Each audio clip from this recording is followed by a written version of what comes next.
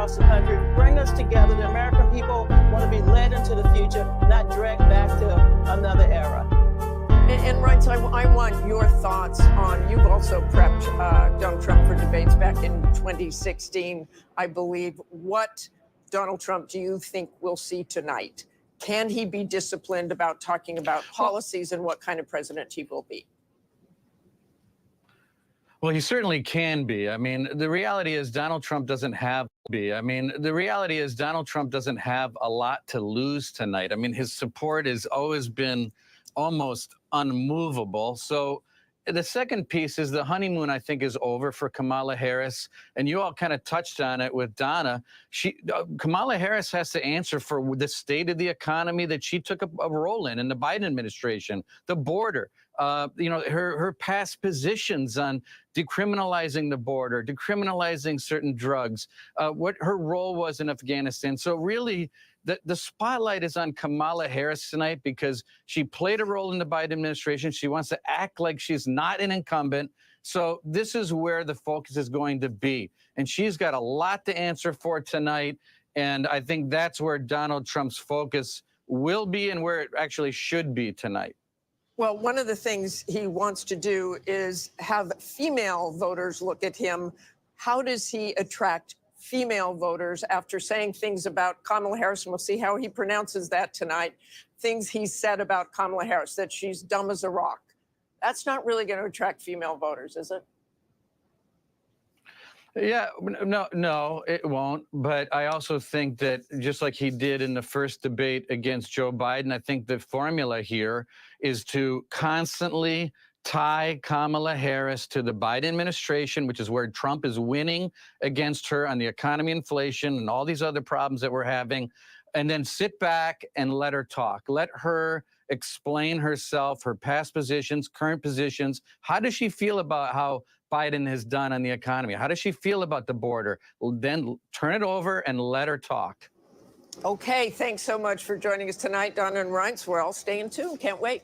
And I have to say, as we are just less than 2 minutes away, this such an extraordinary moment, and especially, Rachel, when you consider that these two people that have been the center of our lives for the last 2 months have never met each other. Have never even met each other. And Harris said, if you got something to say it to my face. The question tonight, does Donald Trump actually go there? He's questioned her racial identity. He's questioned her intelligence as well. Or does he stick to the issues? Look, this is the largest audience they're likely going to have in this race. It will be interesting to see if Harris can make clear the stark choice before voters. And where does she decide to land her punches? She can punch hard. Can she do that while rising above the needling coming her way? But first and foremost, are we going to see a handshake when the two of them meet for the first time? We didn't back in 2016 when I did that debate. We'll stand by to see that tonight. But the first time, side to side, together. And I have my doubts that we're going to see that handshake, but what we are going to see is a spirited debate and perhaps the most consequential general election debate we have ever seen, because almost certainly going to be the last one. So with the stakes so high, the presidential debate just moments away, we have the entire news division keeping an eye on everything. We are going to be fact-checking on our live blog. It's all going to be happening right here. The debate now just 10 seconds away, and we will be back with our post-game show as soon as it's over. We are going to toss it right now to David Muir and Lindsay Davis.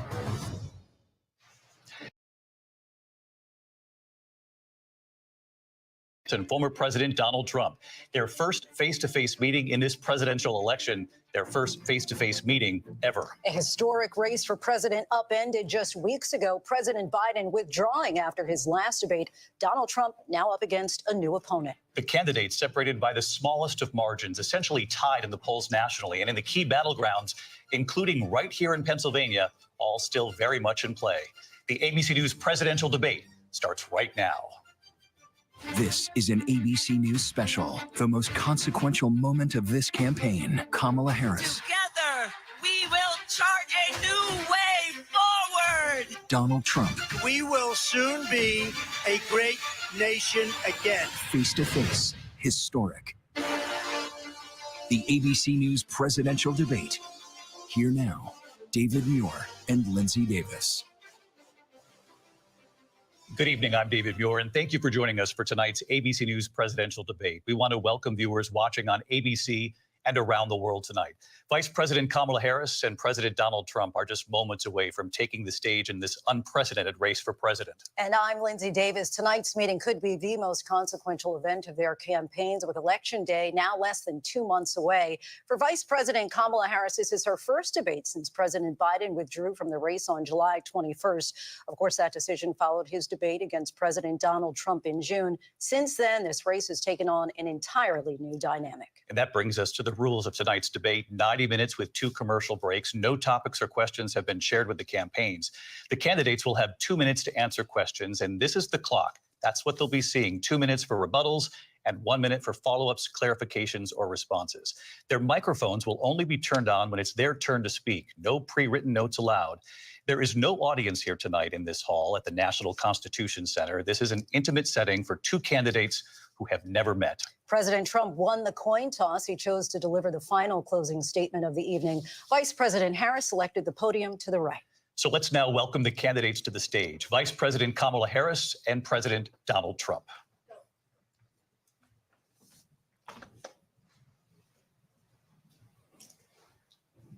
Kamala Harris. Let's have a good debate. Nice to see you. Have fun. Thank you. Welcome to you both. It's wonderful to have you. It's an honor to have you both here tonight. Good evening. We are looking forward to a spirited and thoughtful debate. So let's get started. I want to begin tonight with the issue that voters repeatedly say is their #1 issue, and that is the economy and the cost of living in this country. Vice President Harris, you and President Trump were elected 4 years ago, and your opponent on the stage here tonight often asks his supporters, are you better off than you were 4 years ago? When it comes to the economy, do you believe Americans are better off than they were 4 years ago? So I was raised as a middle-class kid, and I am actually the only person on this stage who has a plan that is about lifting up the middle class and working people of America. I believe in the ambition, the aspirations, the dreams of the American people. And that is why I imagine and have actually a plan to build what I call an opportunity economy. Because here's the thing. We know that we have a shortage of homes and housing, and the cost of housing is too expensive for far too many people.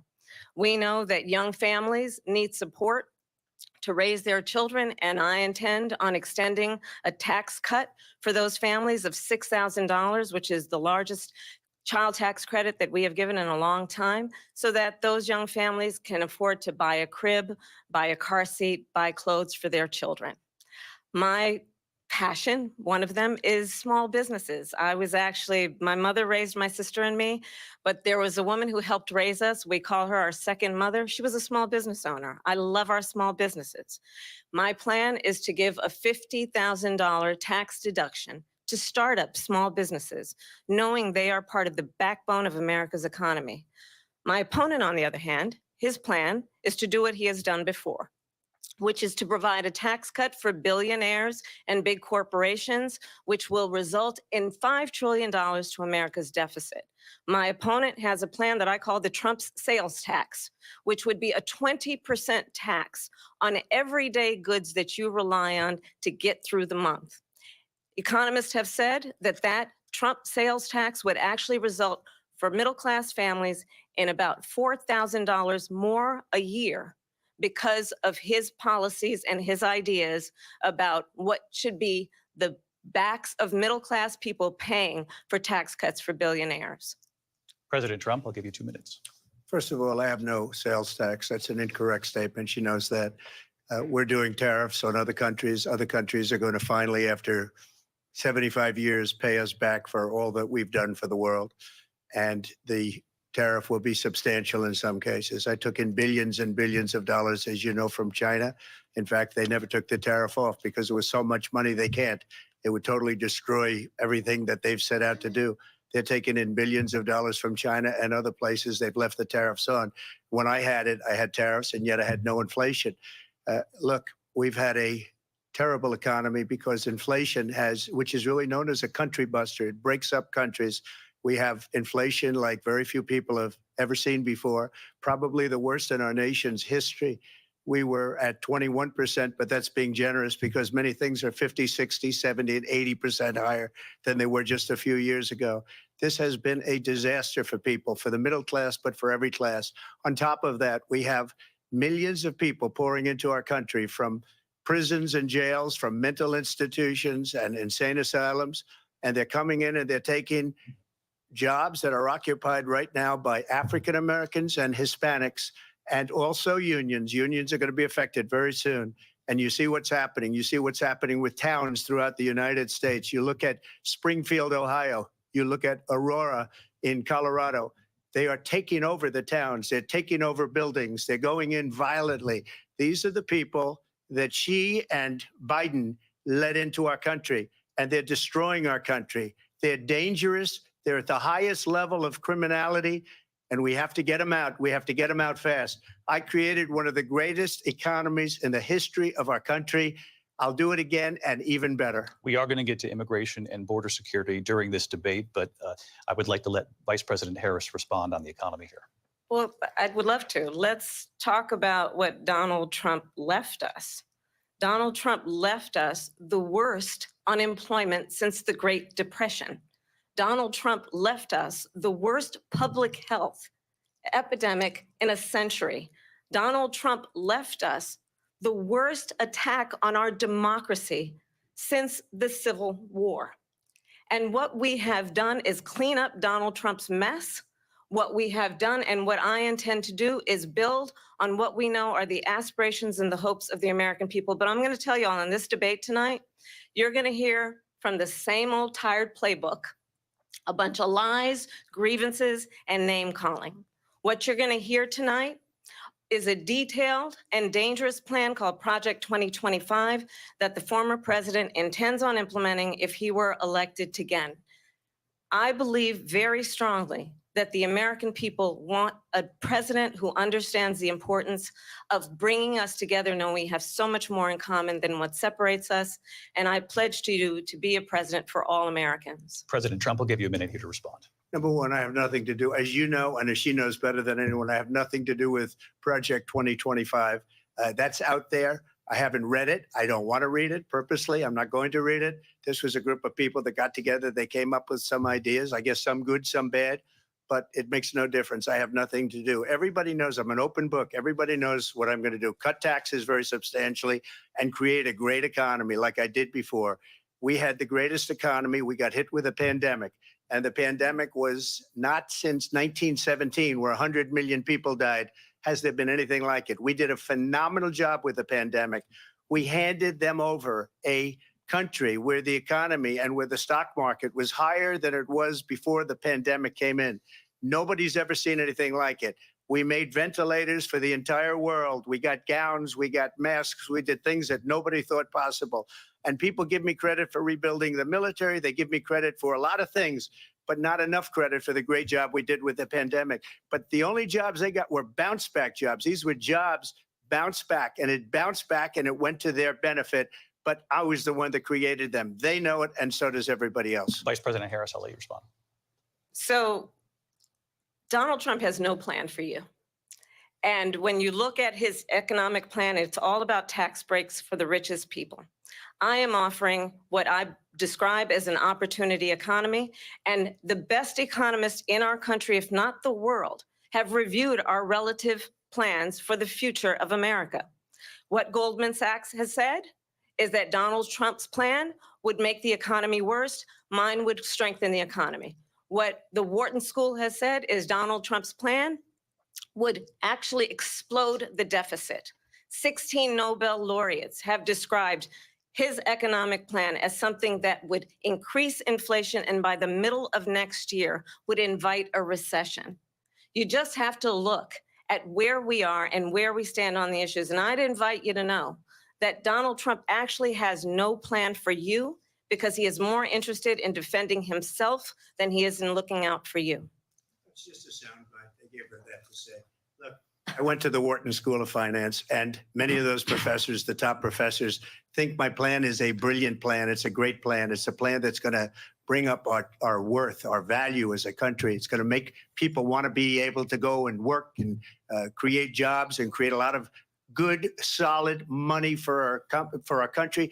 And just to finish off, she doesn't have a plan. She copied Biden's plan, and it's like 4 sentences, like run, spot, run. 4 sentences that are just, oh, we'll try and lower taxes. She doesn't have a plan. Take a look at her plan. She doesn't have a plan. Mr. President, I do want to drill down on something you both brought up. The Vice President brought up your tariffs. You responded, and let's drill down on this because your plan is what she calls is essentially a national sales tax. Your proposal calls for tariffs, as you pointed out here, on foreign imports across the board. You recently said that you might double your plan, imposing tariffs up to 20% on goods coming into this country. As you know, many economists say that with tariffs at that level, costs are then passed on to the consumer. Vice President Harris has argued it'll mean higher prices on gas, food, clothing, medication, arguing it costs the typical family nearly $4,000 a year. Do you believe Americans can afford higher prices because of tariffs? They're not going to have higher prices. What's going to have and who's going to have higher prices is China and all of the countries that have been ripping us off for years. I was the only president ever. China was paying us hundreds of billions of dollars, and so were other countries. And, you know, if she doesn't like them, they should have gone out and they should have immediately cut the tariffs. But those tariffs are there 3.5 years now under their administration. We are going to take in billions of dollars, hundreds of billions of dollars. I had no inflation, virtually no inflation. They had the highest inflation perhaps in the history of our country because I've never seen a worse period of time. People can't go out and buy cereal or bacon or eggs or anything else. The people of our country are absolutely dying with what they've done. They've destroyed the economy. And all you have to do is look at a poll. The polls say 80 and 85 and even 90% that the Trump economy was great, that their economy was terrible. Vice President Harris, I do want to ask for your response, and you heard what the president said there, because the Biden administration did keep a number of the Trump tariffs in place. So how do you respond? Well, let's be clear that the Trump administration resulted in a trade deficit, one of the highest we've ever seen in the history of America. He invited trade wars. You want to talk about his deal with China? What he ended up doing is under Donald Trump's presidency, he ended up selling American chips to China to help them improve and modernize their military, basically sold us out, when a policy about China should be in making sure the United States of America wins the competition for the 21st century, which means focusing on the details of what that requires, focusing on relationships with our allies, focusing on investing in American-based technology so that we win the race on AI, on quantum computing, focusing on what we need to do to support America's workforce so that we don't end up having on the short end of the stick in terms of workers' rights. But what Donald Trump did, let's talk about this, with COVID, is he actually thanked President Xi for what he did during COVID. Look at his tweet. Thank you, President Xi, exclamation point, when we know that Xi was responsible for lacking and not giving us transparency about the origins of COVID. President Trump, I'll let you respond. First of all, they bought their chips from Taiwan. We hardly make chips anymore because of philosophies like they have and policies like they have. I don't say her because she has no policy. Everything that she believed 3 years ago and 4 years ago is out the window. She's going to my philosophy now. In fact, I was going to send her a MAGA hat. She's gone to my philosophy. But if she ever got elected, she'd change it. And it will be the end of our country. She's a Marxist. Everybody knows she's a Marxist. Her father's a Marxist professor in economics, and he taught her well. But when you look at what she's done to our country, and when you look at these millions and millions of people that are pouring into our country monthly, where it's, I believe, 21 million people, not the 15 that people say, and I think it's a lot higher than the 21. That's bigger than New York State pouring in. And just look at what they're doing to our country. They're criminals. Many of these people coming in are criminals. And that's bad for our economy, too. You know, you mentioned before, we'll talk about immigration later. Well, bad immigration is the worst thing that can happen to our economy. They have, and she has, destroyed our country with policy that's insane. Almost policy that you'd say they have to hate our country. President Trump, thank you. Lindsay? I want to turn to the issue of abortion. President Trump, you've often touted that you were able to kill Roe v. Wade. Last year, you said that you were proud to be the most pro-life president in American history. Then last month, you said that your administration would be great for women and their reproductive rights. In your home state of Florida, you surprised many with regard to your 6-week abortion ban because you initially had said that it was too short. And you said, quote, I'm going to be voting that we need more than 6 weeks. But then the very next day, you reversed course and said you would vote to support the 6-week ban. Vice President Harris says that women shouldn't trust you on the issue of abortion because you've changed your position so many times. Therefore, why should they trust you? Well, the reason I'm doing that vote is because the plan is, as you know, the vote is, they have abortion in the 9th month.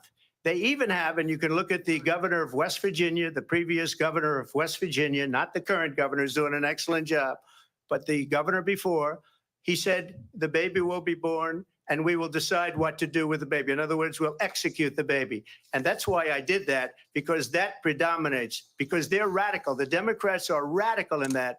And her vice presidential pick, which I think was a horrible pick, by the way, for our country, because he is really out of it.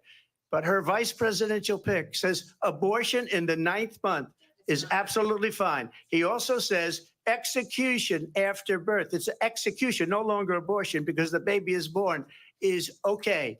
And that's not okay with me, hence the vote. But what I did is something for 52 years, they've been trying to get Roe v. Wade into the states. And through the genius and heart and strength of 6 Supreme Court justices, we were able to do that. Now, I believe in the exceptions for rape, incest, and life of the mother. I believe strongly in it. Ronald Reagan did also. 85% of Republicans do. Exceptions, very important. But we were able to get it, and now states are voting on it. And for the first time, you're going to see, look, this is an issue that's torn our country apart for 52 years. Every legal scholar, every Democrat, every Republican, liberal, conservative, they all wanted this issue to be brought back to the states where the people could vote. And that's what happened. Now, Ohio, the vote was somewhat liberal. Kansas, the vote was somewhat liberal, much more liberal than people would have thought. But each individual state is voting. It's the vote of the people now. It's not tied up in the federal government. I did a great service in doing it. It took courage to do it. And the Supreme Court had great courage in doing it. And I give tremendous credit to those 6 justices. There is no state in this country where it is legal to kill a baby after it's born. Madam Vice President, I want to get your response to President Trump. Well, as I said, you're going to hear a bunch of lies, and that's not actually a surprising fact. Let's understand how we got here. Donald Trump hand-selected 3 members of the United States Supreme Court with the intention that they would undo the protections of Roe v. Wade. And they did exactly as he intended. And now in over 20 states, there are Trump abortion bans, which make it criminal for a doctor or nurse to provide health care. In one state, it provides prison for life. Trump abortion bans that make no exception even for rape and incest, which understand what that means. A survivor of a crime, a violation to their body, does not have the right to make a decision about what happens to their body next. That is immoral. And one does not have to abandon their faith or deeply held beliefs to agree. The government, and Donald Trump certainly, should not be telling a woman what to do with her body. I have talked with women around our country. You want to talk about this is what people wanted? Pregnant women who want to carry a pregnancy to term, suffering from a miscarriage, being denied care in an emergency room because the healthcare providers are afraid they might go to jail, and she's bleeding out in a car in the parking lot. She didn't want that. Her husband didn't want that. A 12 or 13-year-old survivor of incest being forced to carry a pregnancy to term. They don't want that. And I pledge to you, when Congress passes a bill to put back in place the protections of Roe v. Wade, as President of the United States, I will proudly sign it into law. But understand, If Donald Trump were to be reelected, he will sign a national abortion ban. Understand, in his Project 2025, there would be a national abortion, a monitor that would be monitoring your pregnancies, your miscarriages. I think the American people believe that certain freedoms, in particular the freedom to make decisions about one's own body, should not be made by the government. Thank you, Vice President Harris. Well, there she goes again. It's a lie. I'm not signing a ban, and there's no reason to sign a ban because we've gotten what everybody wanted. Democrats, Republicans, and everybody else, and every legal scholar wanted it to be brought back into the states, and the states are voting. And it may take a little time, but for 52 years, this issue has torn our country apart, and they've wanted it back in the states. And I did something that nobody thought was possible. The states are now voting. What she says is an absolute lie. And as far as the abortion ban, no, I'm not in favor of abortion ban, but it doesn't matter because this issue has now been taken over by the states. Would you veto a national abortion ban if it came Well, to I your won't desk? have to because, again, two things. Number one, she said she'll go back to Congress. She'll never get the vote. It's impossible for her to get the vote, especially now with the 50-50 and essentially 50-50 in both Senate and the House. She's not going to get the vote. She can't get the vote. She won't even come close to it. So it's just talk. You know what it reminds me of when they said they're going to get student loans terminated, and it ended up being a total catastrophe. The student loans, and then her, I think probably her boss, if you call him a boss, he spends all his time on the beach. But look, her boss went out and said, we'll do it again. We'll do it a different way. And he went out, got rejected again by the Supreme Court. So all these students got taunted with this whole thing about this whole idea and how unfair that would have been. Part of the reason they lost to the millions and millions of people that had to pay off their student loans. They didn't get it for free, but they were saying it's the same way that they talked about that they talk about abortion. But if I could just get a yes or no, because your running mate, J.D. Vance, has said that you would veto it if it did come to your desk. Well, I didn't discuss it with J.D. In all fairness, J.D., and I don't mind if he has a certain view, but I think he was speaking for me, but I really didn't. Look, we don't have to discuss it because she'd never be able to get it, just like she couldn't get student loans. They couldn't get student loans. They didn't even come close to getting student loans. They taunted young people and a lot of other people that had loans. They can never get this approved. So it doesn't matter what she says about going to Congress. So wonderful. Let's go to Congress, do it. But the fact is that for years, they wanted to get it out of Congress and out of the federal government. And we did something that everybody said couldn't be done. And now you have a vote of the people on abortion. Vice President Harris, I want to give you your time to respond, but I do want to ask, would you support any restrictions on a woman's right to an abortion? I absolutely support reinstating the protections of Roe v. Wade. And as you rightly mentioned, nowhere in America is a woman carrying a pregnancy to term and asking for an abortion. That is not happening. It's insulting to the women of America. And understand what has been happening under Donald Trump's abortion bans. Couples who pray and dream of having a family are being denied IVF treatments. What is happening in our country? Working people, working women who are working 1 or 2 jobs, who can barely afford childcare as it is, have to travel to another state to get on a plane sitting next to strangers to go and get the health care she needs. Barely can afford to do it, and what you are putting her through is unconscionable. And the people of America have not, the majority of Americans believe in a woman's right to make decisions about her own body. And that is why in every state where this issue has been on the ballot, in red and blue states both, the people of America have voted for freedom. Vice President Harris, Excuse me, I thank have you. to respond. Another lie. It's another lie. I have been a leader on IVF, which is fertilization. The IVF, I have been a leader. In fact, when they got a very negative decision on IVF from the Alabama courts, I saw the people of Alabama and the legislature 2 days later voted it in. I've been a leader on it. They know that, and everybody else knows it. I have been a leader on fertilization, IVF. And the other thing, you should ask, will she allow abortion in the 8th month, 9th month, 7th month? Come on. Okay, would you do that? Why don't you ask her that question? Why don't you That's answer the problem. question? Would you Because veto? under Roe v. Answer Wade, the question. Would you veto? you could do abortions in the 7th month, the 8th month, the 9th That's month, not true. and probably after birth. Just look at the former governor of Virginia. The governor of Virginia said, we put the baby aside and then we determine what we want to do with the baby. President Trump, thank you. We're going to turn now to immigration and border security. We know it's an issue that's important to Republicans, Democrats, voters across the board in this country. Vice President Harris, you were tasked by President Biden with getting to the root causes of migration from Central America. We know that illegal border crossings reached a record high in the Biden administration. This past June, President Biden imposed tough new asylum restrictions. We know the numbers since then have dropped significantly. But my question to you tonight is, why did the administration wait until 6 months before the election to act?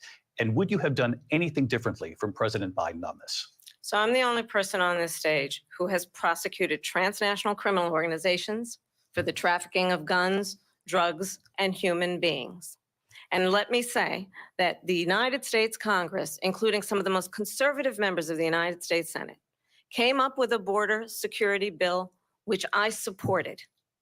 And that bill would have put 1,500 more border agents on the border to help those folks who are working there right now overtime, trying to do their job. It would have allowed us to stem the flow of fentanyl coming into the United States. I know there are so many families watching tonight who have been personally affected by the surge of fentanyl in our country. That bill would have put more resources to allow us to prosecute transnational criminal organizations for trafficking in guns, drugs, and human beings. But you know what happened to that bill?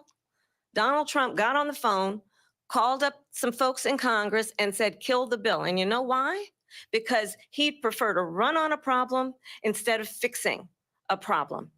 And understand, this comes at a time where the people of our country actually need a leader who engages in solutions, who actually addresses the problems at hand. But what we have in the former president is someone who would prefer to run on a problem instead of fixing a problem. And I'll tell you something, he's going to talk about immigration a lot tonight, even when it's not the subject that is being raised. And I'm going to actually do something really unusual, and I'm going to invite you to attend one of Donald Trump's rallies, because it's a really interesting thing to watch. You will see during the course of his rallies, he talks about fictional characters like Hannibal Lecter. He will talk about windmills cause cancer. And what you will also notice is that people start leaving his rallies early out of exhaustion and boredom. And I will tell you, the one thing you will not hear him talk about is you. You will not hear him talk about your needs, your dreams, and your desires. And I'll tell you, I believe you deserve a president who actually puts you first, and I pledge to you that I will. Vice President Harris, thank you. President Trump, on that point, I want to get your response. Well, I would like to respond. Let me just ask, though, why did you try to kill that bill, and successfully so? That would have put thousands of additional agents and officers on the border. First, let me respond as to the Please. rallies. She said people start leaving. People don't go to her rallies. There's no reason to go. And the people that do go, she's bussing them in and paying them to be there, and then showing them in a different light. So she can't talk about that. People don't leave my rallies. We have the biggest rallies, the most incredible rallies in the history of politics. That's because people want to take their country back. Our country is being lost. We're a failing nation. And it happened 3.5 years ago. And what's going on here, you're going to end up in World War III, just to go into another subject. What they have done to our country by allowing these millions and millions of people to come into our country, and look at what's happening to the towns all over the United States. And a lot of towns don't want to talk. It's not going to be Aurora or Springfield. A lot of towns don't want to talk about it because they're so embarrassed by it. In Springfield, they're eating the dogs, the people that came in. They're eating the cats. They're eating the pets of the people that live there.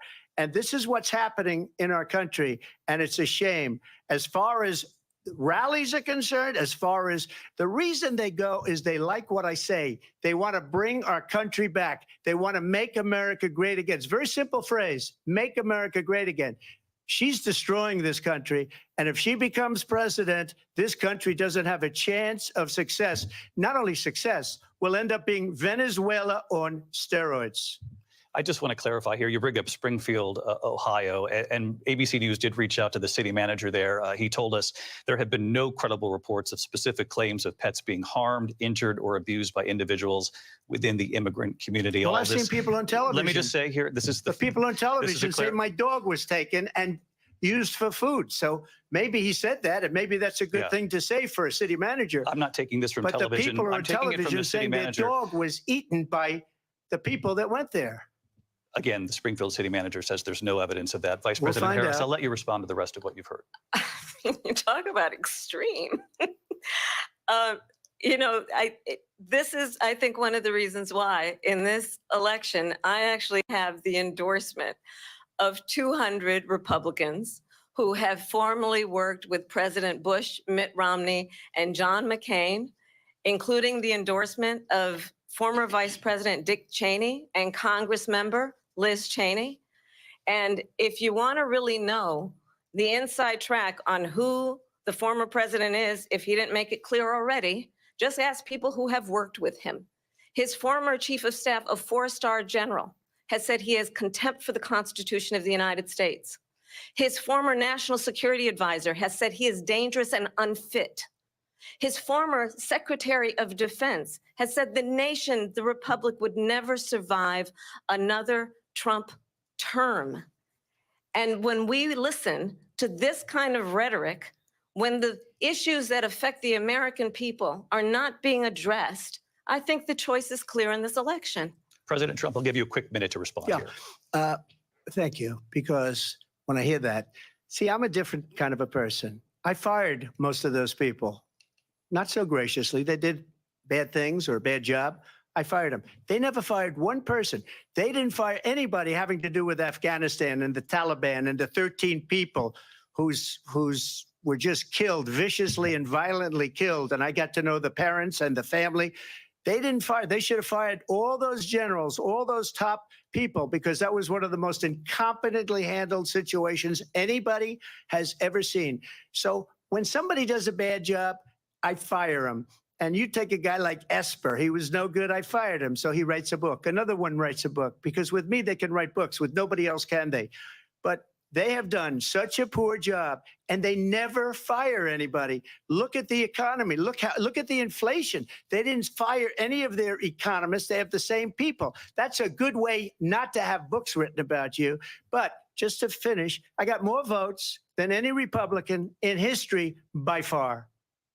In fact, I got more votes than any president, sitting president in history by far. Let me continue on immigration. It was what you wanted to talk about earlier. So let's get back to your deportation proposal that the vice president has reacted to as well. President Trump, you call this the largest domestic deportation operation in the history of our country. You say you would use the National Guard. You say if things get out of control, you'd have no problem using the U.S. military. Police, yes. You also said you would use local police. How would you deport 11 million undocumented immigrants? I know you believe that number is much higher. Take us through this. What does this look like? Will authorities be going door to door in this country? Yeah, it is much higher because of them. They allowed criminals, many, many millions of criminals. They allowed terrorists. They allowed common street criminals. They allowed people to come in, drug dealers, to come into our country. And they're now in the United States and told by their countries like Venezuela, don't ever come back or we're going to kill you. Do you know that crime in Venezuela and crime in countries all over the world is way down? You know why? Because they've taken their criminals off the street and they've given them to her to put into our country. And this will be one of the greatest mistakes in history for them to allow. And I think they probably did it because they think they're going to get votes, but it's not worth it because they're destroying the fabric of our country by what they've done. There's never been anything done like this at all. They've destroyed the fabric of our country. Millions of people let in, and all over the world, crime is down all over the world except here. Crime here is up and through the roof. Despite their fraudulent statements that they made, crime in this country is through the roof. And we have a new form of crime. It's called migrant crime. And it's happening at levels that nobody thought possible. President Trump, as you know, the FBI says overall violent crime is actually coming down in this country. But Vice Excuse me, President the Harris, FBI they were defrauding statements. They didn't include the worst cities. They didn't include the cities with the worst crime. It was a fraud.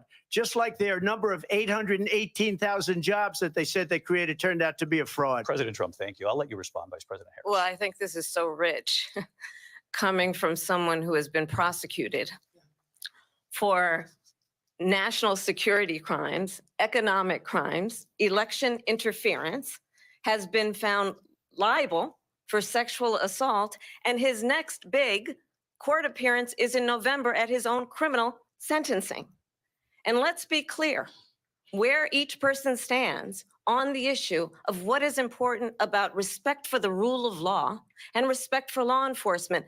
The former vice president called for defunding federal law enforcement, 45,000 agents, get this, on the day after he was arraigned on 34 felony counts.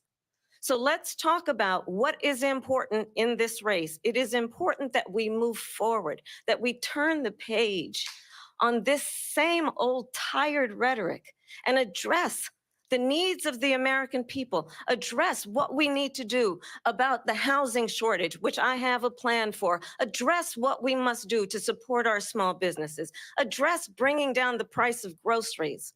But frankly, the American people are exhausted with this same old tired playbook. Vice President Harris, thank you. Excuse me.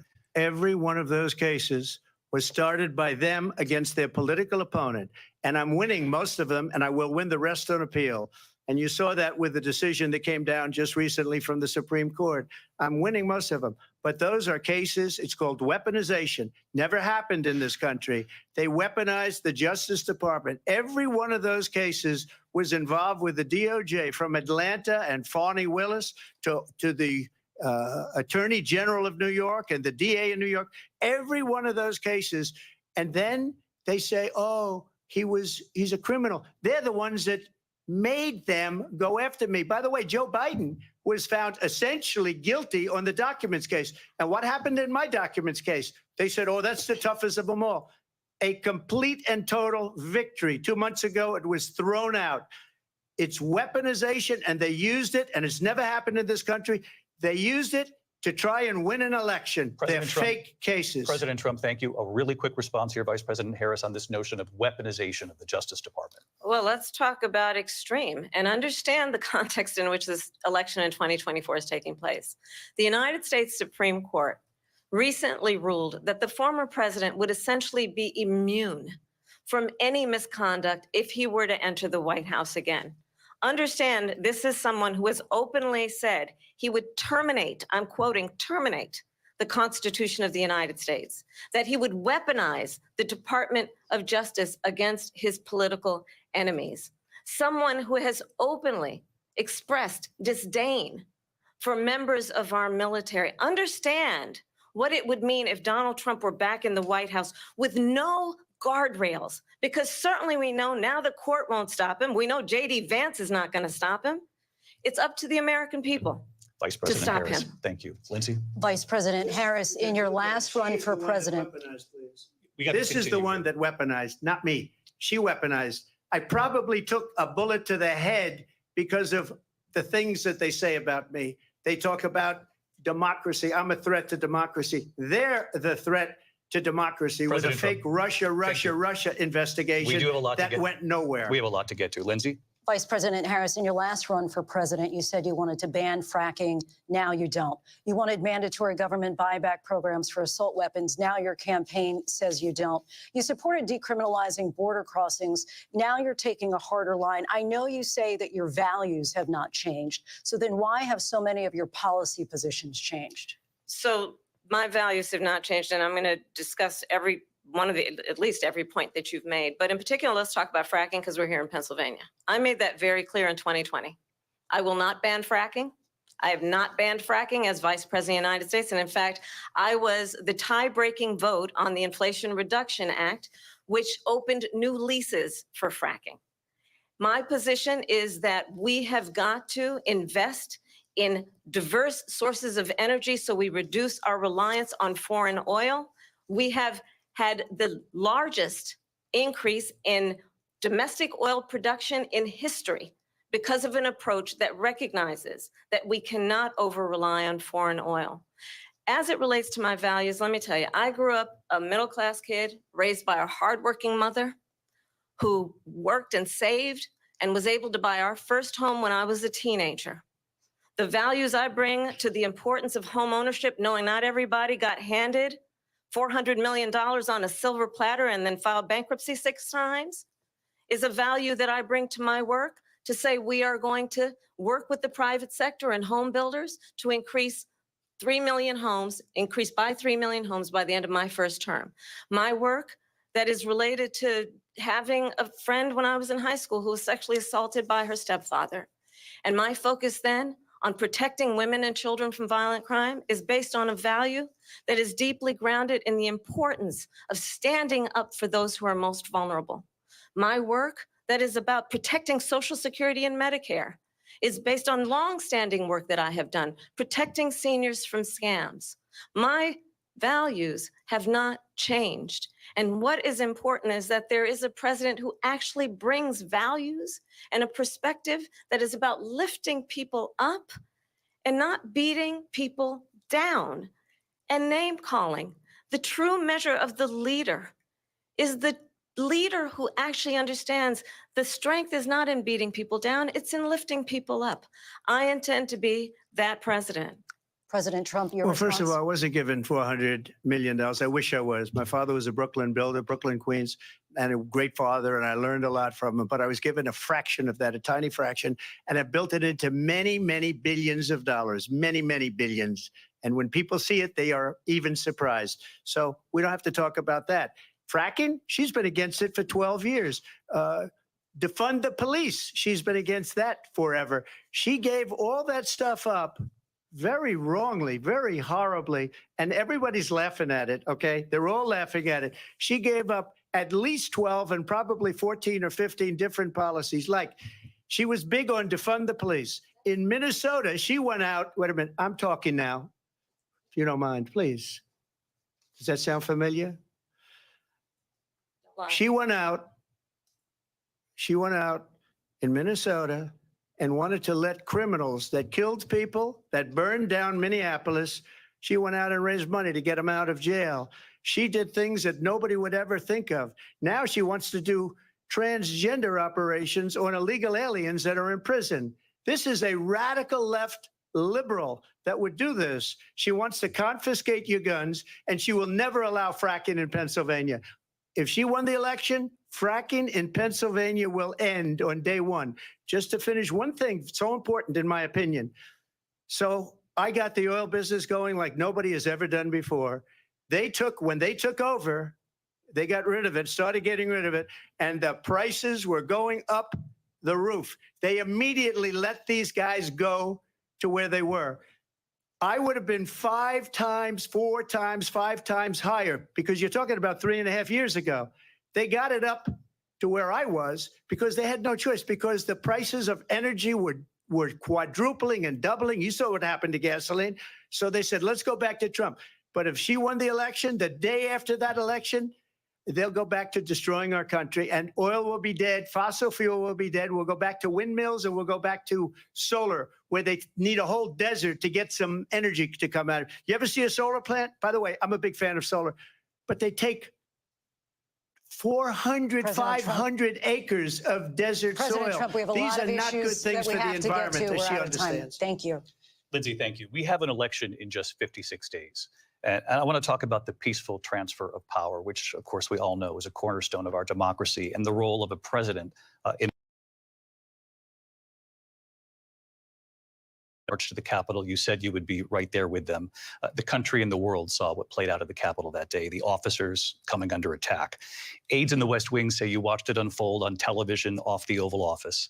You did send out tweets, but it was more than 2 hours before you sent out that video message telling your supporters to go home. Is there anything you regret about what you did on that day? You just said a thing that isn't covered. Peacefully and patriotically, I said during my speech, not later on. peacefully and patriotically. And nobody on the other side was killed. Ashley Babbitt was shot by an out-of-control police officer that should have never, ever shot her. It's a disgrace. But we didn't do this group of people that have been treated so badly. I ask, what about all the people that are pouring into our country and killing people that she allowed to pour in? She was the border czar, remember that. She was the border czar. She doesn't want to be called the border czar because she's embarrassed by the border. In fact, she said at the beginning, well, I'm surprised you're not talking about the border yet. That's because she knows what a bad job they've done. What about those people? When are they going to be prosecuted? When are these people from countries all over the world, not just South America? They're coming in from all over the world, David, all over the world. And crime rates are down all over the world because of it. But let me just when are those, David, when are those people going to be prosecuted? When are the people that burned down Minneapolis going to be prosecuted? Or in Seattle? They went into Seattle. They took over a big percentage of the city of Seattle. When are those people going to be prosecuted? But let me just ask you. You might ask her that question. You were the president. You were watching it unfold on television. It's a very simple question as we move forward toward another election. Is there anything you regret about what you did on that day? Yes or no? I had nothing to do with that other than they asked me to make a speech. I showed up for a speech. I said, I think it's going to be big. I went to Nancy Pelosi and the mayor of Washington, D.C., and the mayor put it back in writing, as you know. I said, you know, this is going to be a very big rally or whatever you want to call it. And again, it wasn't done by me. It was done by others. I said, I'd like to give you 10,000 National Guard or soldiers. They rejected me. Nancy Pelosi rejected me. It was just 2 weeks ago. Her daughter has a tape of her saying she is fully responsible for what happened. They want to get rid of that tape. It would have never happened if Nancy Pelosi and the mayor of Washington did their jobs.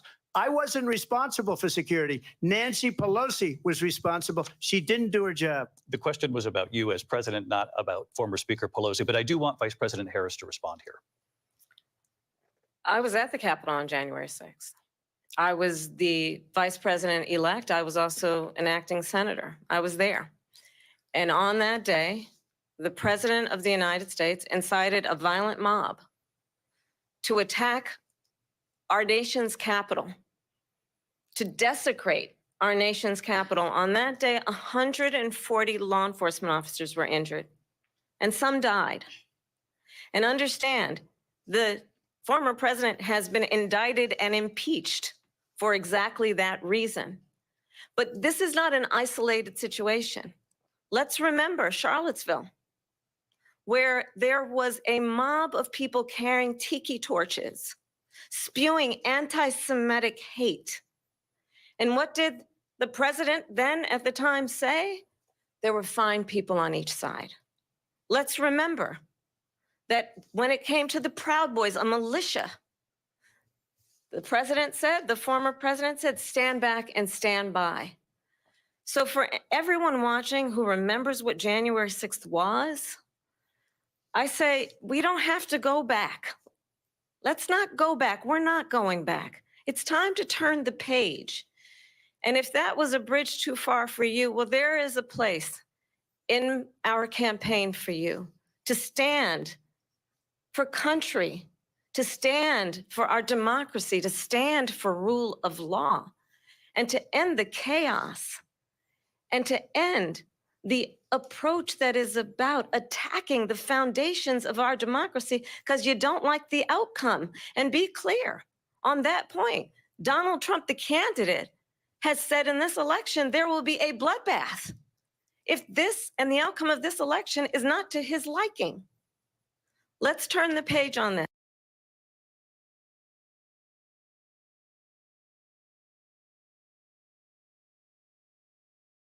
Follow up here. It was a different term, and it was a term that related to energy because they have destroyed our energy business. That was where bloodbath was. Also, on Charlottesville, that story has been, as you would say, debunked. Laura Ingraham, Sean Hannity, Jesse, all of these people, they covered it. If they go an extra sentence, they will see it was perfect. It was debunked in almost every newspaper, but they still bring it up, just like they bring 2025 up. They bring all of this stuff up. I ask you this, you talk about the Capitol. Why are we allowing these millions of people to come through on the southern border. How come she's not doing anything? And I'll tell you what I would do, and I would be very proud to do it. I would say we would both leave this debate right now. I'd like to see her go down to Washington, D.C. during this debate, because we're wasting a lot of time. Go down to, because she's been so bad, it's so ridiculous. Go down to Washington, D.C. and let her sign a bill to close up the border, because they have the right to do it. They don't need bills. They have the right to do it. The president of the United States, you'll get him out of bed. You'll wake him up at 4 o'clock in the afternoon. You'll say, come on down to the office. Let's sign a bill.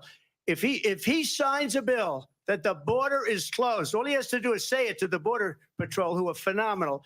If they do that, the border is closed. Mr. Those President, people are killing many people, unlike J6. We talked immigration here tonight. I do want to focus on this next issue to both of you, because it really brings us this into focus, truth in these times that we're living in. Mr. President, for 3.5 years after you lost the 2020 election, you repeatedly falsely claimed that you won, many times saying you won in a landslide. In the past couple of weeks leading up to this debate, you have said, quote, you lost by a whisker, that you, quote, didn't quite make it, that you came up a little bit short. I said that? Are you now acknowledging that you lost in 2020? No, I don't acknowledge that at all. But I you said did that say sarcastically. But You know those- that. It was said, oh, we lost by a whisker. That was said sarcastically. Look, there's so much proof. All you have to do is look at it. And they should have sent it back to the legislatures for approval. I got almost 75 million votes, the most votes any sitting president has ever gotten. I was told if I got 63, which was what I got in 2016, you can't be beaten. The election, people should never be thinking about it. An election is fraudulent. We need two things. We need walls, and we have to have it. We have to have borders, and we have to have good elections. Our elections are bad. And a lot of these illegal immigrants coming in, they're trying to get them to vote. They can't even speak English. They don't even know what country they're in practically. And these people are trying to get them to vote. And that's why they're allowing them to come into our country. I did watch all of these pieces of video. I didn't detect the sarcasm, lost by a whisker. We didn't quite make it. And we should just point out here as clarification, and you know this, you and your allies, 60 cases in front of many judges, many of them No Republican. judge looked at it. And said They there was said no we didn't have widespread fraud. standing. That's the other thing. They said we didn't have standing, a technicality. Can you imagine a system where a person in an election doesn't have standing? The president of the United States doesn't have standing. That's how we lost. If you look at the facts, and I'd love to have you'll do a special on it. I'll show you Georgia, and I'll show you Wisconsin, and I'll show you Pennsylvania, and I'll show you. We have so many facts and statistics, but you know what? That doesn't matter, because we have to solve the problem that we have right now. That's old news.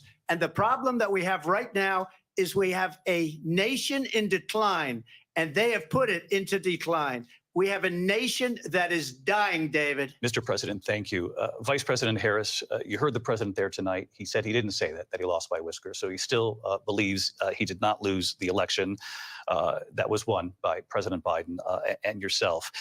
But I do want to ask you about something that's come up in the last couple of days. This was a post from President Trump about this upcoming election just weeks away. He said, when I win, those people who cheated, and then he lists donors, voters, election officials, he says will be prosecuted to the fullest extent of the law, which will include long-term prison sentences. One of your campaign's top lawyers responded saying, we won't let Donald Trump intimidate us. We won't let him suppress the vote. Is that what you believe he's trying to do here? Donald Trump was fired by 81 million people. So let's be clear about that. And clearly he is having a very difficult time processing that. But we cannot afford to have a president of the United States who attempts, as he did in the past, to upend the will of the voters in a free and fair election. And I'm going to tell you that I have traveled the world as Vice President of the United States, and world leaders are laughing at Donald Trump. I have talked with military leaders, some of whom worked with you, and they say you're a disgrace. And when you then talk in this way in a presidential debate and deny what over and over again are court cases you have lost because you did in fact lose that election, it leads one to believe that perhaps we do not have in the candidate to my right the temperament or the ability to not be confused about fact. That's deeply troubling, and the American people deserve better. I'll give you 1 minute to respond, Mr. President. Let me just say about world leaders. Viktor Orban, one of the most respected men, they call him a strong man. He's a tough person, smart, Prime Minister of Hungary. They said, why is the whole world blowing up? 3 years ago, it wasn't. Why is it blowing up? He said, because you need Trump back as president. They were afraid of him. China was afraid, and I don't like to use the word afraid, but I'm just quoting him. China was afraid of him. North Korea was afraid of him. Look at what's going on with North Korea, by the way. He said Russia was afraid of him. I ended the Nord Stream 2 pipeline, and Biden put it back on day one, but he ended the XL pipeline. The XL pipeline in our country, he ended that. But he let the Russians build a pipeline going all over Europe and heading into Germany, the biggest pipeline in the world. Look, Viktor Orban said it. He said the most respected, most feared person is Donald Trump. We had no problems when Trump was president, but when this weak, pathetic man that you saw at a debate just a few months ago, that if he weren't in that debate, he'd be running instead of her. She got no votes. He got 14 million votes. What you did, you talk about a threat to democracy. He got 14 million votes, and they threw him out of office. And you know what? I'll give you a little secret. He hates her. He can't stand her. But he got 14 million votes. They threw him out. She got 0 votes. And when she ran, she was the first one to leave because she failed. And now she's running. I don't understand it, but I'm okay with it because your time is up. I think we're going to do very well. We've got a lot more to get to. Turning now to the Israel-Hamas war and the hostages who are still being held, Americans among them. Vice President Harris, in December, you said, quote, Israel has a right to defend itself, but you added, quote, it matters how, saying international humanitarian law must be respected. Israel must do more to protect innocent civilians. You said that 9 months ago. Now an estimated 40,000 Palestinians are dead. Nearly 100 hostages remain. Just last week, Prime Minister Benjamin Netanyahu said there's not a deal in the making. President Biden has not been able to break through the stalemate. How would you do it? Well, let's understand how we got here. On October 7, Hamas, a terrorist organization, slaughtered 1,200 Israelis. Many of them young people who were simply attending a concert. Women were horribly raped. And so absolutely, I said then, I say now, Israel has a right to defend itself. We would. And how it does so matters, because it is also true, far too many innocent Palestinians have been killed. Children, mothers. What we know is that this war must end. It must end immediately, and the way it will end is we need a ceasefire deal and we need the hostages out. And so we will continue to work around the clock on that. Work around the clock, also understanding that we must chart a course for a two-state solution. And in that solution, there must be security for the Israeli people and Israel, and in equal measure for the Palestinians. But the one thing I will assure you always, I will always give Israel the ability to defend itself, in particular as it relates to Iran and any threat that Iran and its proxies pose to Israel. But we must have a two-state solution where we can rebuild Gaza, where the Palestinians have security, self-determination, and the dignity they so rightly deserve. President Trump, how would you negotiate with Netanyahu and also Hamas in order to get the hostages out and prevent the killing of more innocent civilians in Gaza? If I were president, it would have never started. If I were president, Russia would have never, ever, I know Putin very well, he would have never, and there was no threat of it either, by the way, for 4 years, have gone into Ukraine and killed millions of people when you add it up, far worse than people understand what's going on over there. But when she mentions about Israel, all of a sudden, she hates Israel. She wouldn't even meet with Netanyahu when he went to Congress to make a very important speech. She refused to be there because she was at a sorority party of hers. She wanted to go to the sorority party. She hates Israel. If she's president, I believe that Israel will not exist within 2 years from now. And I've been pretty good at predictions, and I hope I'm wrong about that one. She hates Israel. At the same time, in her own way, she hates the Arab population because the whole place is going to get blown up. Arabs, Jewish people, Israel will be gone. It would have never happened. Iran was broke under Donald Trump. Now Iran has $300 billion because they took off all the sanctions that I had. Iran had no money for Hamas or Hezbollah or any of the 28 different spheres of terror. And they are spheres of terror, horrible terror. They had no money. It was a big story, and you know it. You covered it very well, actually. They had no money for terror. They were broke. Now they're a rich nation. And now what they're doing is they're spreading that money around. Look at what's happening with the Houthis and Yemen. Look at what's going on in the Middle East. This would have never happened. I will get that settled and fast, and I'll get the war with Ukraine and Russia ended. If I'm president-elect, I'll get it done before even becoming president. Vice President Harris, he says you hate Israel. That's absolutely not true. I have my entire career and life supported Israel and the Israeli people. He knows that. He's trying to, again, divide and distract from the reality, which is it is very well known that Donald Trump is weak and wrong on national security and foreign policy. It is well known that he admires dictators, wants to be a dictator on day one, according to himself. It is well known that he said of Putin that he can do whatever the hell he wants and go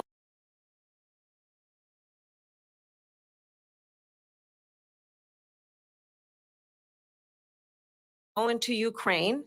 It is well known that he said when Russia went into Ukraine, it was brilliant. It is well known he exchanged love letters with Kim Jong-un. And it is absolutely well known that these dictators and autocrats are rooting for you to be president again because they're so clear they can manipulate you with flattery and favors.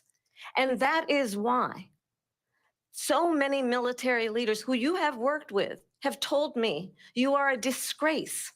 That is why we understand that we have to have a president who is not consistently weak and wrong on Vice national President security, Harris. including the importance of upholding and respecting in highest regard our military. Vice President Harris, thank you. They're the ones, and she's the one that caused it, that's weak on national security by allowing every nation last month for the year, 168 different countries sending people into our country. Their crime rates are way down.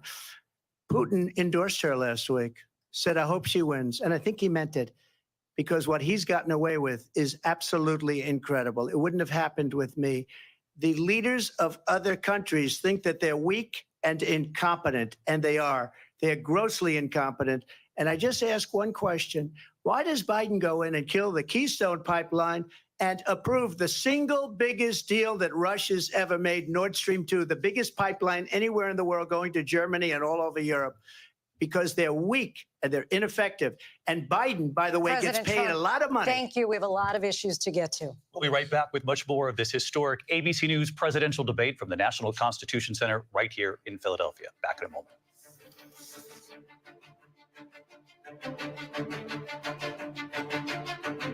The ABC News presidential debate will continue after this.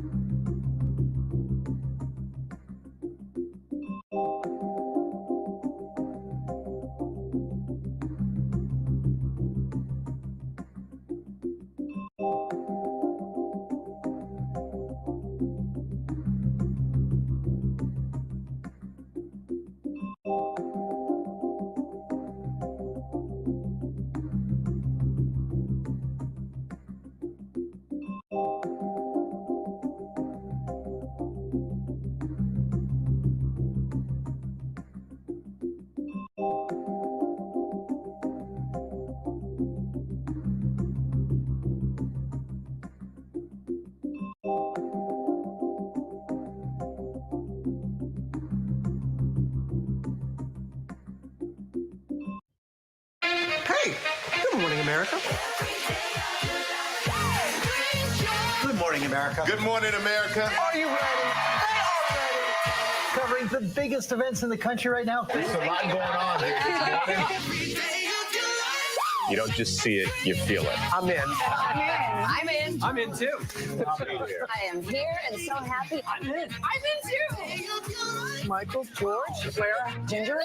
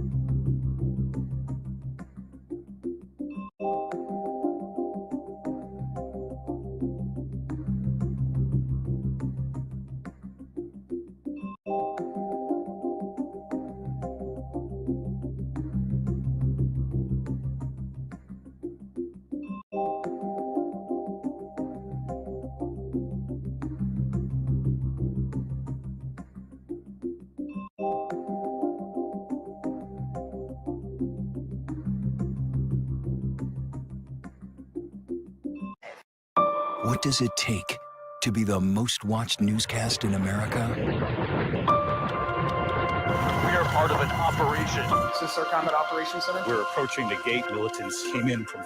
Hi, appreciate you. Thank you. Ismail, David. ABC's World News Tonight with David Muir is America's most watched newscast. You're watching America's #1 streaming news. Keep streaming with ABC News Live. Live from the National Constitution Center in Philadelphia, Pennsylvania. Here again, David Muir and Lindsay Davis. Welcome back to this historic ABC News presidential debate tonight. We're going to continue here, and I want to turn to the war in Ukraine. We're now 2.5 years into this conflict. Mr. President, it has been the position of the Biden administration that we must defend Ukraine from Russia, from Vladimir Putin, to defend their sovereignty, their democracy, that it's in America's best interest to do so, arguing that if Putin wins, he may be emboldened to move even further into other countries. You have said you would solve this war in 24 hours. You said so just before the break tonight. How exactly would you do that? And I want to ask you a very simple question tonight. Do you want Ukraine to win this war? I want the war to stop. I want to save lives that are being uselessly, people being killed by the millions. It's the millions. It's so much worse than the numbers that you're getting, which are fake numbers. Look, we're in for 250 billion or more because they don't ask Europe, which is a much bigger beneficiary to getting this thing done than we are. They're in for $150 billion less because Biden and you don't have the courage to ask Europe like I did with NATO. They paid billions and billions, hundreds of billions of dollars when I said, either you pay up or we're not going to protect you anymore. So that's maybe one of the reasons they don't like me as much as they like weak people. But you take a look at what's happening. We're in for 250 to 275 billion. They're into 100 to 150. They should be forced to equalize. With that being said, I want to get the war settled. I know Zelensky very well, and I know Putin very well. I have a good relationship, and they respect your president, okay? They respect me. They don't respect Biden. How would you respect him? Why? For what reason? He hasn't even made a phone call in 2 years to Putin, hasn't spoken to anybody. They don't even try and get it. That is a war that's dying to be settled. I will get it settled before I even become president. If I win, when I'm president-elect, and what I'll do is I'll speak to one, I'll speak to the other, I'll get them together. That war would have never happened. And in fact, when I saw Putin after I left, unfortunately left because our country has gone to hell. But after I left, when I saw him building up soldiers, he did it after I left. I said, oh, he must be negotiating. It must be a good, strong point of negotiation. Well, it wasn't, because Biden had no idea how to talk to him. He had no idea how to stop it. And now you have millions of people dead, and it's only getting worse, and it could lead to World War III. Don't kid yourself, David. We're playing with World War III, and we have a president that we don't even know if he's, where is our president? We don't even know if he's a president. And just to clarify they here, threw him out of a campaign like a dog. We don't even know. Is he our president? But we have a president, Mr. President, that doesn't know he's alive. your time is up. Just to clarify in the question, do you believe it's in the U.S. best interest for Ukraine to win this war, yes or no? I think it's the U.S. best interest to get this war finished and just get it done. All right. Negotiate a deal, because we have to stop all of these human lives from being destroyed. I want to take this to Vice President Harris. I want to get your thoughts on support for Ukraine in this moment, but also as Commander-in-Chief, if elected, how would you deal with Vladimir Putin, and would it be any different from what we're seeing from President Biden? Well, first of all, it's important to remind the former president, you're not running against Joe Biden, you're running against me. I believe the reason that Donald Trump says that this war would be over within 24 hours is because he would just give it up. And that's not who we are as Americans. Let's understand what happened here. I actually met with Zelensky a few days before Russia invaded, tried through force to change territorial boundaries, to defy one of the most important international rules and norms, which is the importance of sovereignty and territorial integrity. And I met with President Zelensky. I shared with him American intelligence about how he could defend himself. Days later, I went to NATO's eastern flank, to Poland and Romania. And through the work that I and others did, we brought 50 countries together to support Ukraine in its righteous defense. And because of our support, because of the air defense, the ammunition, the artillery, the javelins, the Abrams tanks that we have provided, Ukraine stands as an independent and free country. If Donald Trump were president, Putin would be sitting in Kyiv right now. And understand what that would mean, because Putin's agenda is not just about Ukraine. Understand why the European allies and our NATO allies are so thankful that you are no longer president, and that we understand the importance of the greatest military alliance the world has ever known, which is NATO, and what we have done to preserve the ability of Zelensky and the Ukrainians to fight for their independence. Otherwise, Putin would be sitting in Kyiv with his eyes on the rest of Europe, starting with Poland. And why don't you tell the 800,000 Polish Americans right here in Pennsylvania how quickly you would give up for the sake of favor and what you think is a friendship with what is known to be a dictator who would eat you for lunch. Vice President Harris, thank you. We've heard from both of you on Ukraine tonight. Afghanistan came up in the last hour. I wanted her to respond to something you said earlier, and please, I'll give you a minute here. Putin would be sitting in Moscow, and he wouldn't have lost 300,000 men and women, but he would have been sitting in Moscow. Quiet, please. He would have been sitting in Moscow, much happier than he is right now. But eventually, you know, he's got a thing that other people don't have. He's got nuclear weapons. They don't ever talk about that. He's got nuclear weapons. Nobody ever thinks about that. And eventually, maybe he'll use them, and maybe he hasn't been that threatening, but he does have that. Something we don't even like to talk about. Nobody likes to talk about it. But just so you understand, they sent her to negotiate peace before this war started. 3 days later, he went in and he started the war, because everything they said was weak and stupid. They said the wrong things. That war should have never started. She was the emissary. They sent her in to negotiate with Zelensky and Putin, and she did. And the war started 3 days later. And that's the kind of talent we have with her. She's worse than Biden. In my opinion, I think he's the worst president in the history of our country. She goes down as the worst vice president in the history of our country. But let me tell you something. She is a horrible negotiator.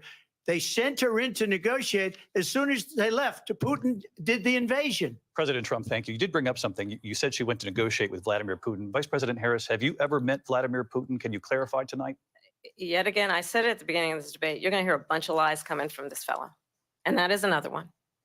When I went to meet with President Zelensky, I've now met with him over 5 times.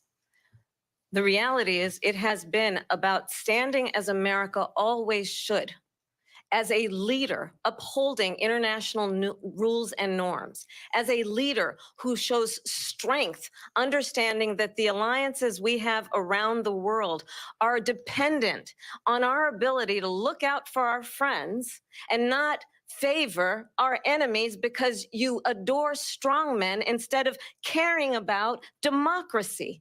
And that is very much what is at stake here. The President of the United States is commander-in-chief, and the American people have a right to rely on a president who understands the significance of America's role and responsibility in terms of ensuring that there is stability and ensuring we stand up for our principles and not sell them for the benefit of personal flattery.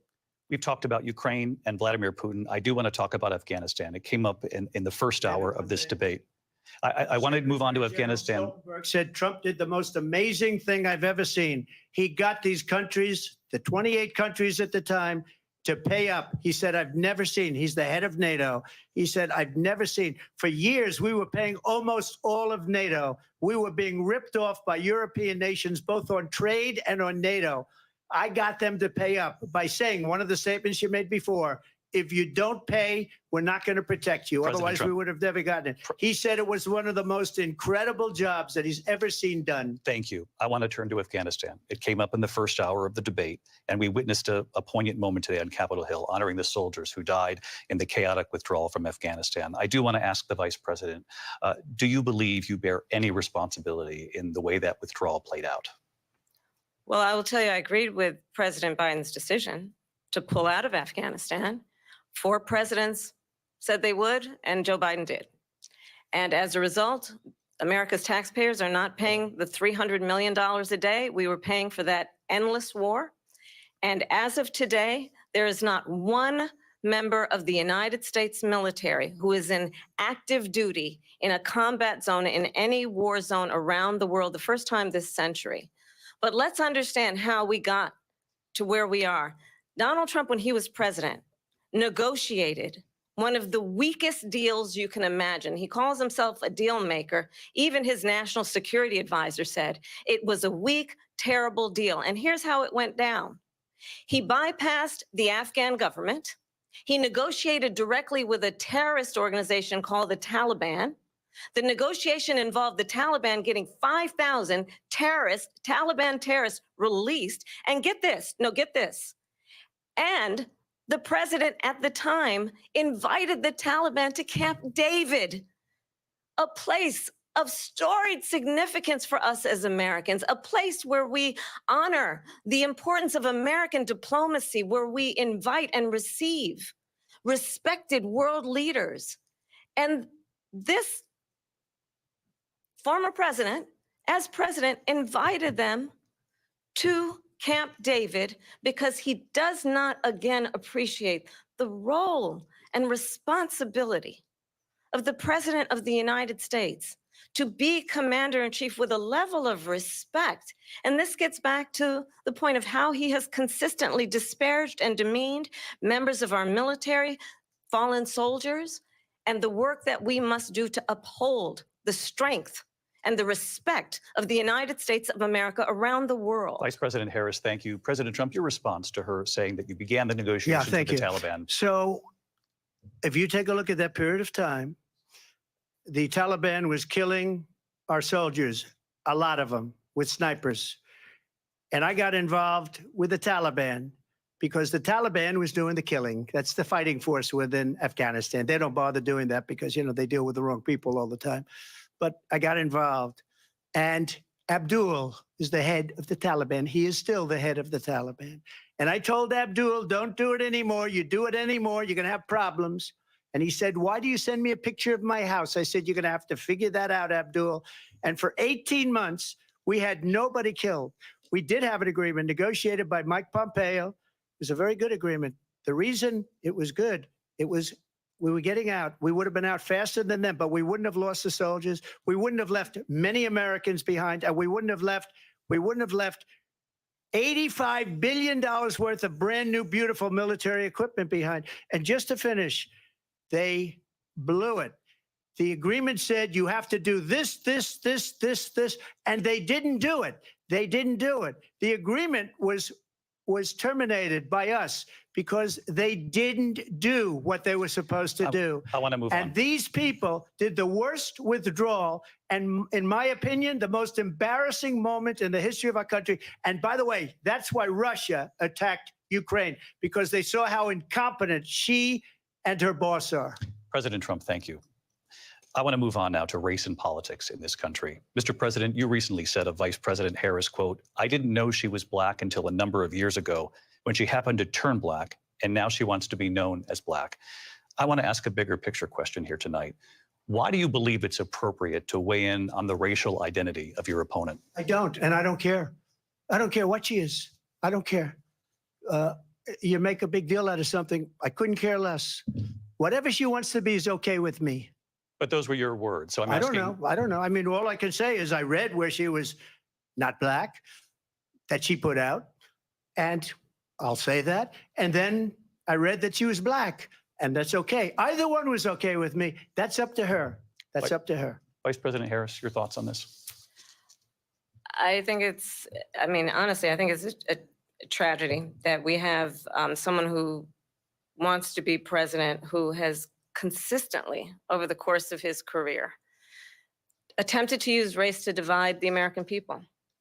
You know, I do believe that the vast majority of us know that we have so much more in common than what separates us, and we don't want this kind of approach that is just constantly trying to divide us, and especially by race. And let's remember how Donald Trump started. He was land, he owned buildings, and he was investigated because he refused to rent property to black families. Let's remember, this is the same individual who took out a full-page ad in the New York Times calling for the execution of 5 young Black and Latino boys who were innocent, the Central Park 5. Took out a full-page ad calling for their execution. This is the same individual who spread birther lies about the first Black president of the United States. And I think the American people want better than that, want better than this, want someone who understands, as I do, I travel our country. We see in each other a friend. We see in each other a neighbor. We don't want a leader who is constantly trying to have Americans point their fingers at each other. I meet with people all the time who tell me, can we please just have discourse about how we're going to invest in the aspirations and the ambitions and the dreams of the American people? Knowing that regardless of people's color or the language their grandmother speaks, we all have the same dreams and aspirations and want a president who invests in those, not in hate and division. Vice President Harris, thank you. Lindsay? President Trump, this is now your 3rd time. This is the most divisive presidency in the history of our country. There's never been anything like it. They're destroying our country, and they come up with things like what she just said, going back many, many years, when a lot of people, including Mayor Bloomberg, agreed with me on the Central Park 5. They admitted, they said, they pled guilty. And I said, well, if they pled guilty, they badly hurt a person, killed a person ultimately. And if they pled guilty, then they pled, we're not guilty.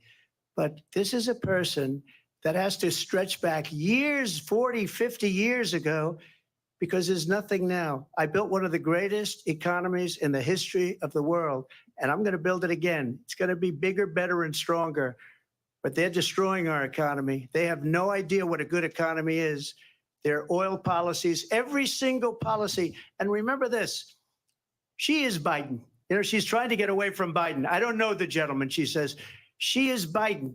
The worst inflation we've ever had, a horrible economy because inflation has made it so bad, and she can't get away with that. Thank you. Your time is up, Lindsay. I want to respond to that, though. I want to just respond briefly. Clearly, I am not Joe Biden, and I am certainly not Donald Trump. And what I do offer is a new generation of leadership for our country, one who believes in what is possible, one who brings a sense of optimism about what we can do instead of always disparaging the American people. I believe in what we can do to strengthen our small businesses, which is why I have a plan. Let's talk about our plans and let's compare the plans. I have a plan to give startup businesses $50,000 tax deduction to pursue their ambitions, their innovation, their ideas, their hard work. I have a plan, $6,000 for young families for the first year of your child's life to help you in that most critical stage of your child's development. I have a plan that is about allowing people to be able to pursue what has been fleeting in terms of the American dream by offering a help with down payment of $25,000 down payment assistance for first-time home buyers. That's the kind of conversation, I believe, David, that people really want tonight, as opposed to a conversation that is constantly about belittling and name-calling. Let's turn the page Vice President and move Harris, forward. thank you. Let's turn to policy. President Let's Trump, turn back we to have policy. to move on. President Trump. Let's turn to policy, She has please. a plan to defund the police. She has a plan to confiscate everybody's gun. President Trump, She we has do a have to plan move to on to not other allow issues. fracking in Pennsylvania or anywhere else. Okay. That's you, what Mr. her President. plan is until just recently. I just need Lindsay, to go ahead. respond. President because Trump, no, the President former Trump. president has No, said I'm something sorry. twice that I need to No, respond to. I'm sorry. We're I gonna just need to move on, respond Vice one President time Harris. to what he has President said Trump, this multiple is times. now your Yes. third time running for president. You have long vowed to repeal and replace the Affordable Care Act, also known as Obamacare. You have failed to accomplish that. You now say you're going to keep Obamacare, quote, unless we can do something much better. Last month, you said, quote, we're working on it. So tonight, 9 years after you first started running, do you have a plan, and can you tell us what it is? Obamacare was lousy health care, always was. It's not very good today. And what I said, that if we come up with something, and we are working on things, we're going to do it and we're going to replace it. But remember this, I inherited Obamacare because Democrats wouldn't change it. They wouldn't vote for it. They were unanimous. They wouldn't vote to change it. If they would have done that, we would have had a much better plan than Obamacare. But the Democrats came up, they wouldn't vote for it. I had a choice to make when I was president. Do I save it and make it as good as it can be, never going to be great, or do I let it rot? And I felt I had an obligation, even though politically it would have been good to just let it rot and let it go away. I decided, and I told my people, the top people, and they're very good people. I have a lot of good people in that administration. We read about the bad ones. We had some real bad ones too, and so do they. They have really bad ones. The difference is they don't get rid of them. But let me just explain. I had a choice to make. Do I save it and make it as good as it can be, or do I let it rot? And I saved it. I did the right thing. But it's still never going to be great, and it's too expensive for people.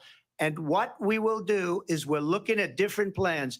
If we can come up with a plan that's going to cost our people, our population, less money and be better health care than Obamacare, then I would absolutely do it.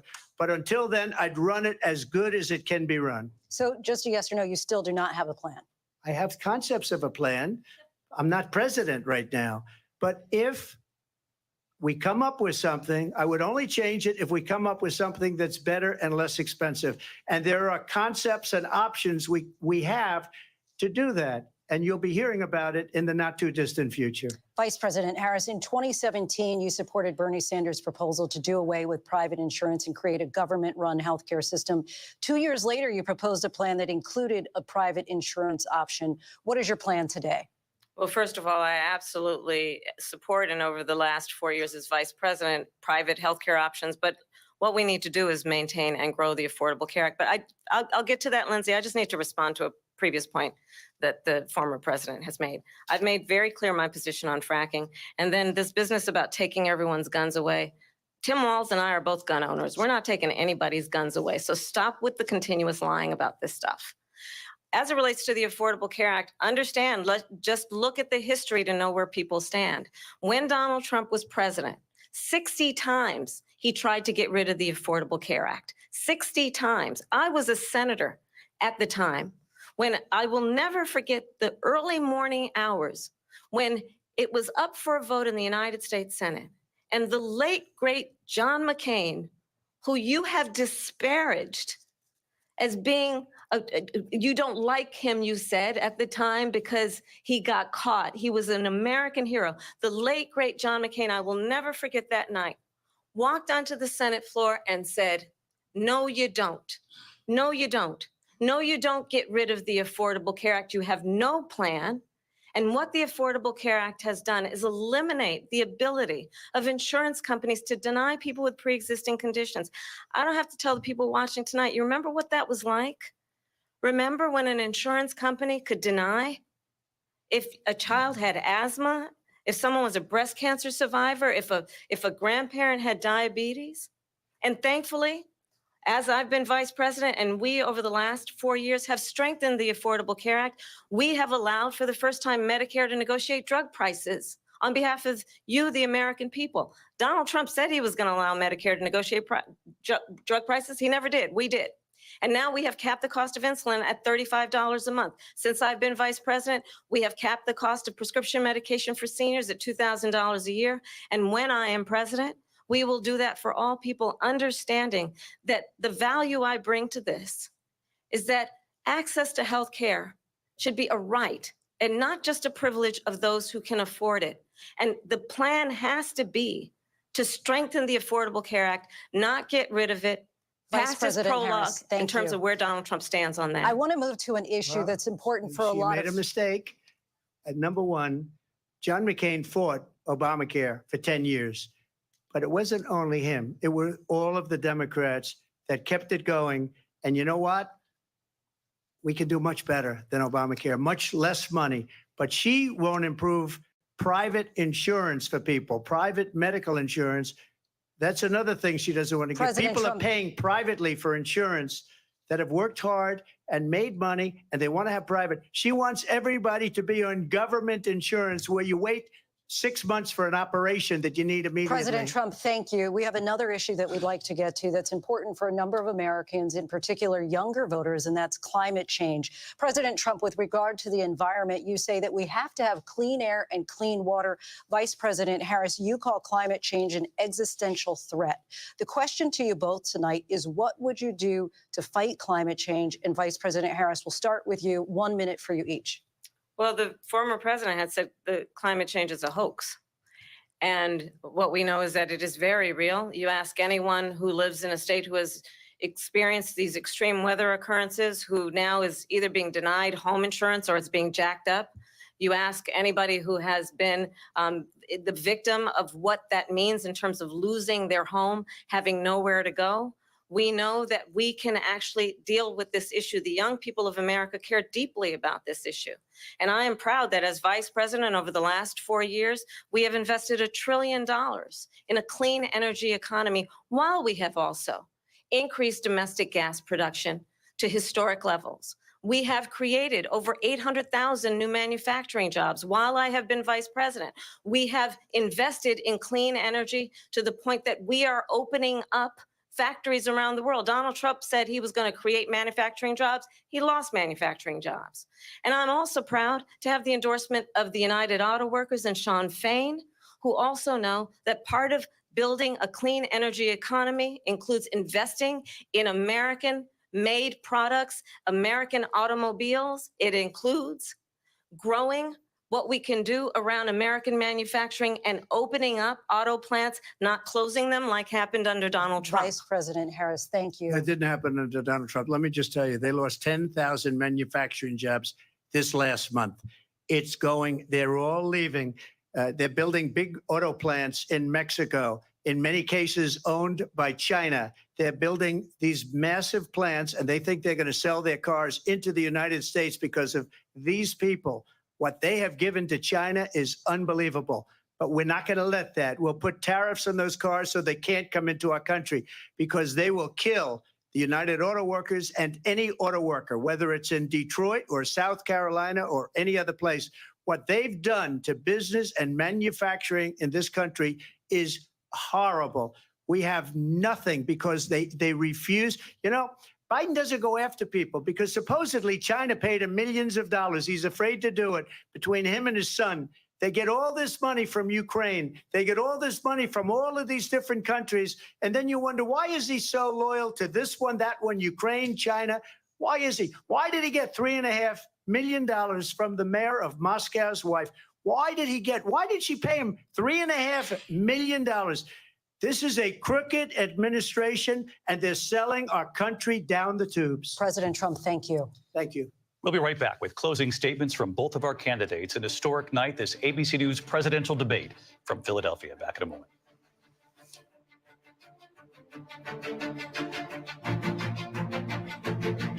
The ABC News presidential debate will continue after this.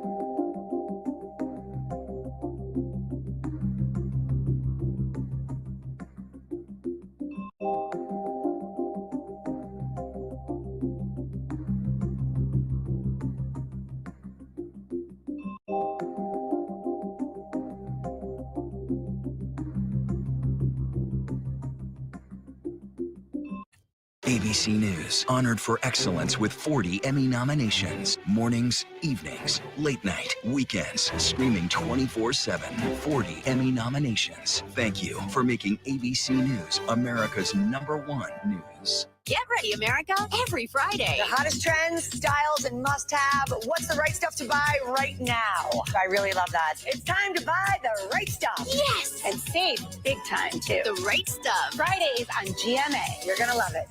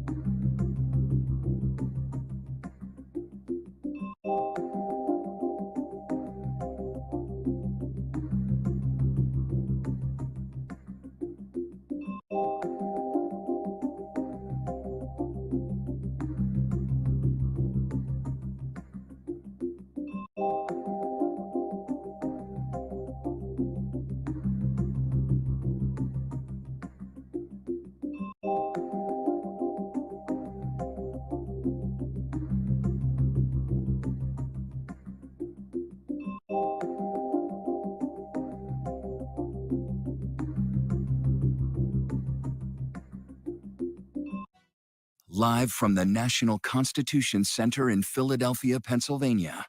Here again, David Muir and Lindsay Davis. Welcome back tonight. The time has come for closing statements, and Vice President Harris, we begin with you. So I think you've heard tonight two very different visions for our country. One that is focused on the future, and the other that is focused on the past, and an attempt to take us backward. But we're not going back. And I do believe that the American people know we all have so much more in common than what separates us. And we can chart a new way forward. And a vision of that includes having a plan, understanding the aspirations, the dreams, the hopes, the ambition of the American people, which is why I intend to create an opportunity economy, investing in small businesses, in new families, in what we can do around protecting seniors, what we can do that is about giving hardworking folks a break and bringing down the cost of living.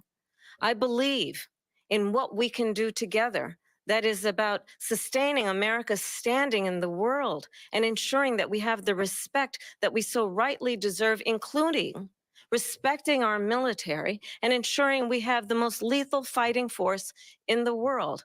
I will be a president that will protect our fundamental rights and freedoms, including the right of a woman to make decisions about her own body and not have her government tell her what to do. I'll tell you, I started my career as a prosecutor. I was a DA, I was an attorney general, a United States senator, and now vice president. I've only had one client, the people. And I'll tell you, as a prosecutor, I never asked a victim or a witness, are you a Republican or a Democrat? The only thing I ever asked them, are you okay? And that's the kind of president we need right now. Someone who cares about you and is not putting themselves first. I intend to be a president for all Americans and focus on what we can do over the next 10 and 20 years to build back up our country by investing right now in you, the American people. Vice President Harris, thank you. President Trump? So she just started by saying she's going to do this, she's going to do that, she's going to do all these wonderful things. Why hasn't she done it? She's been there for 3.5 years. They've had 3.5 years to fix the border. They've had 3.5 years to create jobs and all the things we talked about. Why hasn't she done it? She should leave right now, go down to that beautiful White House, go to the Capitol, get everyone together and do the things you want to do, but you haven't done it and you won't do it because you believe in things that the American people don't believe in.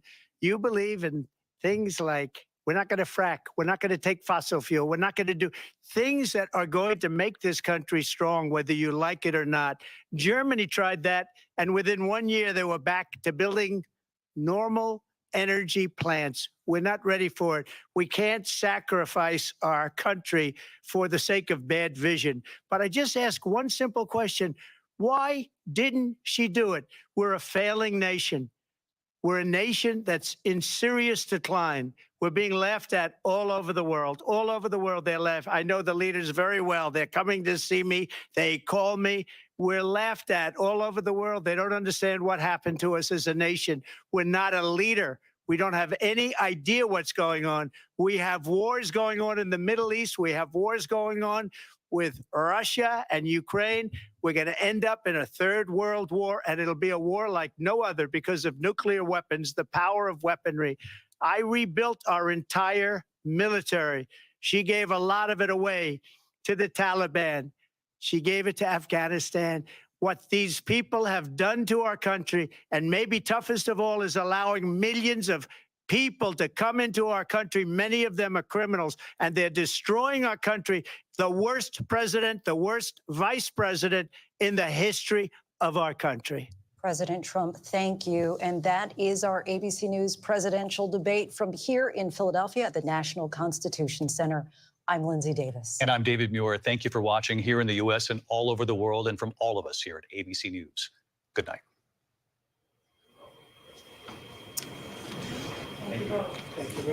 And we are here live on